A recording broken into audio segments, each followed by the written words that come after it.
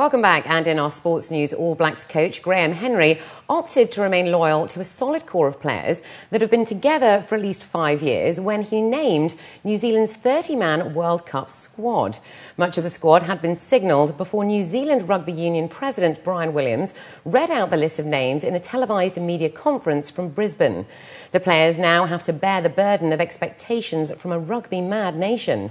Several players, including loose forward Liam Messam and lock Jared Hoeiter, have already returned home, having been told after last Saturday's 18-5 Tri-Nations loss to South Africa in Port Elizabeth they had not made the final cut. Only loose forward Victor Vito could be considered a surprise choice after he was initially overlooked for the Tri-Nations before being called up for last week's match against Springboks, where he played 11 minutes off the bench. 5 or 6 gentlemen who haven't been selected, and our thoughts are with them. They're very good rugby players and outstanding people. A form thing in the finish, it's just that Victor's played very well throughout the year, was close to selectionality in the original Tri-Nations squad, has played very well for Wellington. He's got a line-out option, which I think is pretty important, and Liam didn't quite tick all the boxes in the last test. The All Blacks have been drawn in Pool A with their World Cup nemesis France and with Canada, Tonga and Japan. They will open the tournament on September the 9th with their first match against Tonga. South Africa coach Peter de Villiers replaced his faith in the core of the Springboks' 2007 World Cup winning team when he announced his 30-man squad for this year's tournament on Tuesday. De Villiers included 18 members of the 2007 squad, while 12 of the players named, including captain John Smit, were in the starting team when South Africa beat England 15-6 to clinch the title 4 years ago. De Villiers opted for a 16-forward and 14-back split in his squad, with the team opening their campaign against Wales in Wellington on September the 11th. The Springbok selectors sprang one surprise when they included flanker Francois Lau, who has not played for his country in more than a year. South Africa, who are in Pool D, are seeking a third world title after success in 1995 on home soil, as well as 2007 in France. South Africa, it makes you realise how hungry you were, and you've got to harness that hunger and make sure you amplify it, because it'll be more difficult to win it this time around. So I think emotionally it will be a lot more different. I think we'll be settled a little bit more. We'll understand this type of pressures and the type of things that come sort of that you don't expect, and that sort of sometimes caught us by surprise and we had to deal with on the spot and try and adapt to. So we'll be more experienced in the tournament, but we'll have to certainly be hungrier than we were 4 years ago. Belgium's Romelu Lukaku and Oriol Romeu of Spain were presented as Chelsea players at the team's Cobham training ground on Tuesday. Striker Lukaku is believed to have been bought from Anderlecht as a future replacement for Didier Drogba, while defensive midfielder Romeu is helping the team, while the injured Michael Essien is recovering. The 18-year-old Lukaku said he had always dreamed of playing for Chelsea. Diplomatically, Lukaku said he hoped that Drogba stays at the club for a long time, but in the meantime, he was learning as much as he could from the Ivory Coast striker. To be compared with him, it's like a very big honor to me. Every time on training, I spend time with him. We talk a lot. I sit next to him also in the dressing room. So every moment that I spend with him is like I listen all the time, because he always give me advice what I have to do there and there. So also with Nico and Fernando is the same. So I'm very happy that I have world-class strikers around me. Udinese coach Francesco Guidolini said on Tuesday that his side needs to play a great match in their Champions League playoff second leg against Arsenal in Italy on Wednesday. Arsenal have a 1-0 lead from the first leg. Player Antonio Di Natale joked that he only had 18 months left on his contract, so he could not look too far ahead. But playing in the Champions League next season would be like winning the World Cup. Arsenal's early season soap opera took more twists and turns, with midfielder Samir Nasri poised to join Manchester City and manager Arsene Wenger given clearance by UEFA to delay his European ban. The London side left French playmaker Nasri at home to finalise a move to big spending Premier League rival City as they headed off to Italy.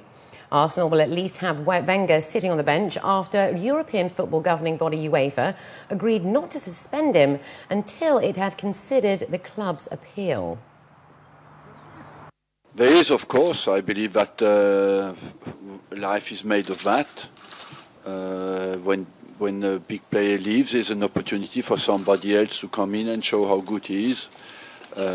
I'm long enough in the game to know that, and I'm long enough in the game to know that my players are strong enough to deal with that. And when the players are strong, it increases even more their determination and their solidarity. And that's what I expect from my players. And finally in sports, Spain's Dani Marino took a solo victory in stage 4 of the Tour of Spain at the race's first major summer finish, while Frenchman Sylvain Chanvanel became the new overall leader. Second behind the Katusha rider on the 170.2-kilometre mountainous stage was Denmark's Chris Sørensen, with Ireland's Dan Martin in third. Marino and Sørensen attacked from a group of around 20 favourites, about 4 kilometres from the finish, situated at more than 2,100 metres above sea level. British sprinter Mark Cavendish pulled out of the Tour of Spain during the stage, according to his team. Cavendish, who won the Tour de France's green jersey in July, abandoned the race with around 40 kilometres to go in the stage. The Briton had lost time on the main peloton on all the stages so far in the race, and on Monday, his team said he was suffering badly in the extremely hot weather.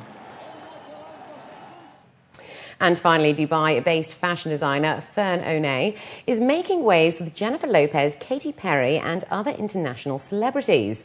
Recently commissioned by Heidi Klum to design evening gowns for the finalists on the ramp of Germany's Next Top Model, Onay has been busy travelling around the world, sourcing rich fabrics and meeting with well-renowned stylists. Having moved from Dubai from the Philippines 13 years ago, the designer claims that the Middle Eastern culture has inspired him to become even more creative in his expression and style. He states that each piece he designs is a work of art that most often is a reflection of teamwork between himself and his clients. His collection, referred to as a matto, is sought by elite Arabs all over the world. It all started when I was invited to do the finale show for Heidi Klum's Germany's Next Top Model. And I invited Katy Perry and Kylie Minogue. And I talked to the management of Katy Perry and also for Kylie Minogue. And then they liked the collection that I showed there. And they told me that they're doing this world tour next season. So I did some sketches, and then I sent it, and they like it, and then I start making the dresses, and then I went to LA to do the fittings, and after that one, the friend of the stylist is the stylist for Jennifer Lopez, and they love what I'm doing, so it all started there. Then I start making for Katy Perry, Jennifer Lopez, and hopefully there's one, and also Lady Gaga, because this season they invited also Lady Gaga there. And now let's take a look at the local and international weather forecast for tomorrow.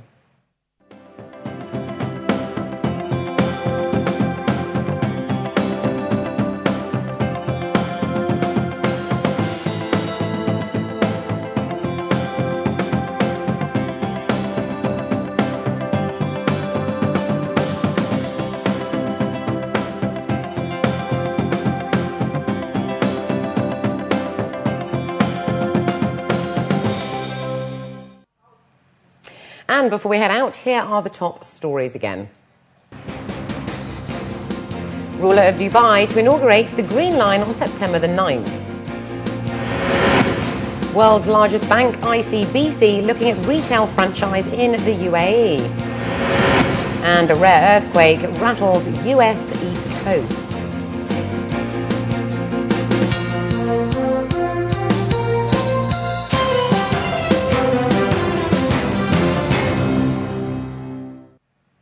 Well, that brings us to the end of the bulletin. As always, we'd love to hear your comments. You can write to us at news@city7tv.com or by calling us on 04 367 2230. From the entire news team, it's goodbye for now.